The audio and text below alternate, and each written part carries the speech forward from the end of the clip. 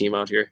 Of course, and I saw a statistic that this was like the first year in a long time that no Duke or Kentucky players were drafted in the lottery. Yeah, and that's I honestly I don't know about you, but I thought it was pretty cool to see that. Like I think kids in those little schools, I think that's awesome to see.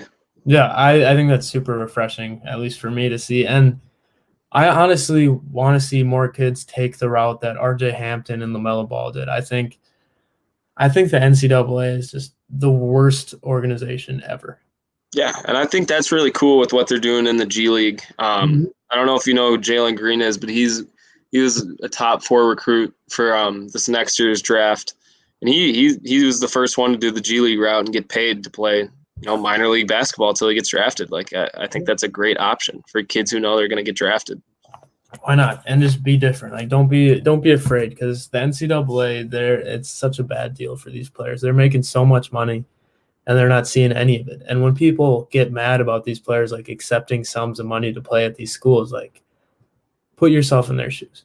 Yeah, and I think that's what's really cool about LaMelo. I think he's kind of a pioneer in that. Like I think he's one of the NCAA's worst enemies. Just seeing what a kid like that can do, a really talented basketball kid, because he made millions of dollars before he was even a college student. He was a millionaire as a high schooler just because all his social media, he played professional basketball. He signed a new contract with a brand. Like there's a lot of doors besides the NCAA.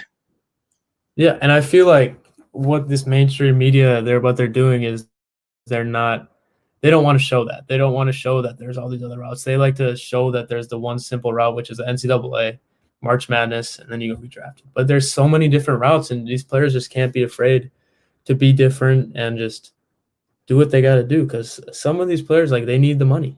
And it's I mean, like, if you're a player who thinks you want a college degree and you don't know if you're going to get drafted, that a college is an awesome route for that because it provides awesome school, food, and it's a great place to develop. But I think those top guys who know they're going to get drafted, why not make a little money before college? Why not commit your whole life to basketball right away?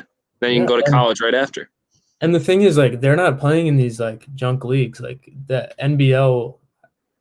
That's what NBL is. What LaMelo, right?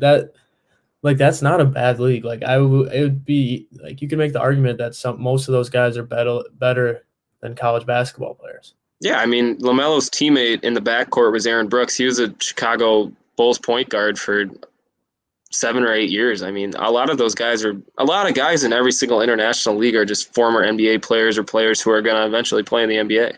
Yeah, wasn't Bogut on his team too? Bogut was, I think one of the Bogut's was on his team too. Yeah, and everyone tries to make it out like, oh yeah, the NBL is trash, but like it might be better than the NCAA. So these guys are like, yeah, what you were saying about RJ Hampton earlier, like that's their rookie season. Yeah. Like now they're going into their second year of playing professional basketball. It might be a little bit higher quality, but they already know what it's like to play professional basketball. These other kids. Yeah, for sure. I think in college, even that's like, I'm sure in the NBL, the game's a little bit faster. Like in college, from college to NBA, you're going to have to make that jump where the game gets fast and you're going to have to be able to process and slow it down. But these, like LaMelo and RJ Hampton have already had to do that. Mm-hmm. Exactly. And I think that we're going to see a lot of change in these next couple of years with the NCAA. And I wouldn't be surprised if it's not going to be the same as it ever was.